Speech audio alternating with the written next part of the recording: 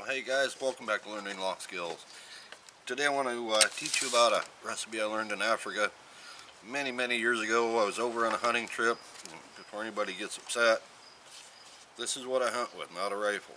This is a bow that I designed myself. It's about 70 pounds, shoots like a rocket, but that's all I like to hunt with. Anyway, I'm in Africa and the guides tell me that supper is oxtail. I'd never heard of it. Not a happy camper. Was hoping to get better. It cost a lot of money to go there. But I was simply amazed. You're going to be amazed. I really hope you try this recipe out. So let's get into it. I'll show you how we do it. Okay, I've got my grill up, close to 300. Got some good smoke rolling. We're just getting started.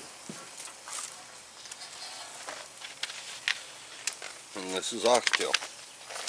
The first thing you want to do is season this heavily. Well, you trim off the fats. Any fats that you don't want, trim it off. And then season it heavily. Put it in a bag overnight in your fridge. You can have some small pieces, so you might want to have a grill rack. But the first step of this process is to get a real good smoke on this. We're going to run probably 2.5 hours.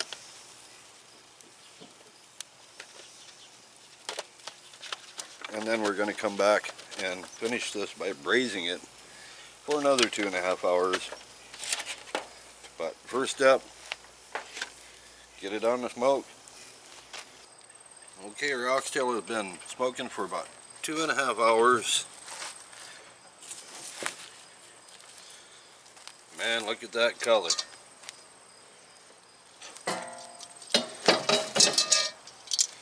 Our next step, we're going to start the braising process, and this is a very important process.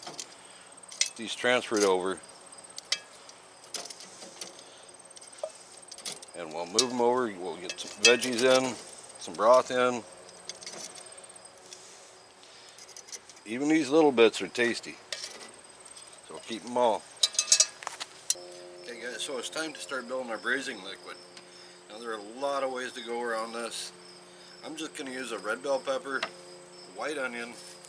You can certainly add carrots, celery, you name it. Kind of the sky's the limit. We'll put some little broth in it, a little barbecue sauce. But let me bring it in here, we'll get it done and get it back on the heat. It needs to braise for another 2.5 hours to really break down all the collagens and fats and get into that good stuff. The liquid at the end, we're going to strain that out and use that for a sauce. So let's move it on in. Well, let's get to this. I had to take about a 15-minute break. There's some young kid walking down the street screaming at the top of his lungs. No clue what he was trying to sing, but that's what happens in town.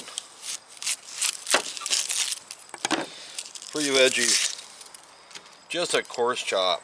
Don't worry about it too much. Most of these are going to get strained out. So let me get this peeled off.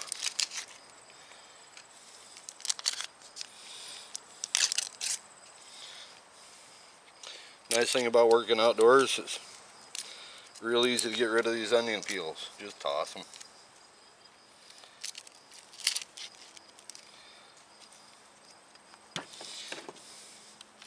Okay, by coarse, and I do mean coarse.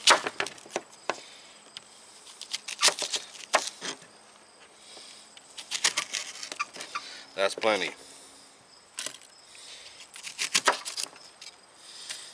Just halve them down, quarter them down, and split the quarters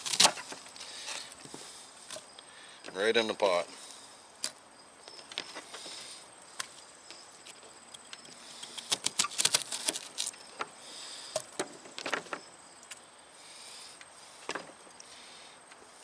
Same thing with pepper. But anytime you're using bell peppers, one of my big pet peeves is leaving those doggone seeds in. Get them out. Even though we're going to strain this, I'm still going to knock them out. I'm going to cut out that white pith. That'll get a lot of seeds out too.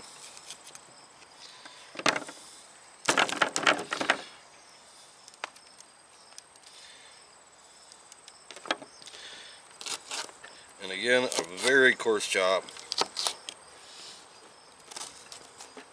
You know, same thing if you're using carrots, onions, celery, you name it. Just a coarse chop.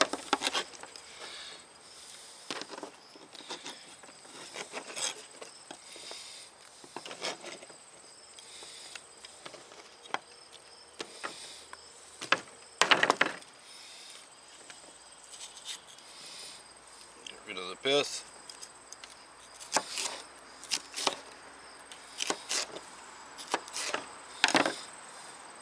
A couple of seeds I don't want.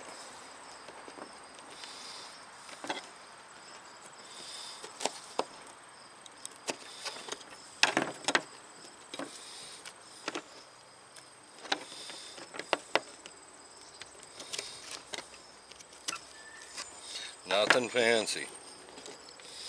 Just get it in that pot, get it kind of spread around.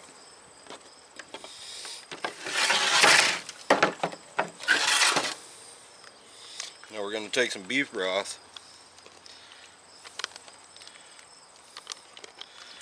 and give it a nice coating. Couldn't tell you exactly the volume. I'm probably going to use the bulk of this container. You kind of want this to really be swimming.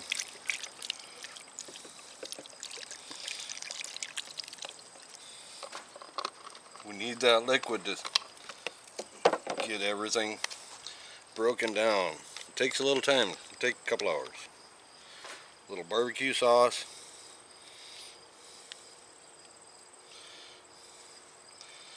As much as you like. You can use more in the end to finish it off. So let's get a lid on it and get it back on the heat. I'm going to bring that up to a boil. Maybe move it over just a little bit. We don't need any smoke anymore. We're going to let that simmer for a couple hours and we should be ready to feast. So we'll see in just a little bit. Okay, so once you get everything up to a rolling boil, we're going to slide this over so it's not directly on the heat but pretty close. Cap a lid on it. We're going to throw a little more charcoal on. You're going to need to come back and check this for liquids and check your charcoal about every half hour or so.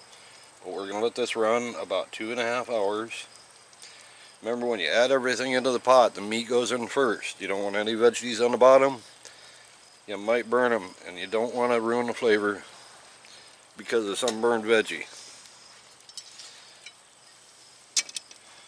I know this thing is hot, so try to move that safely.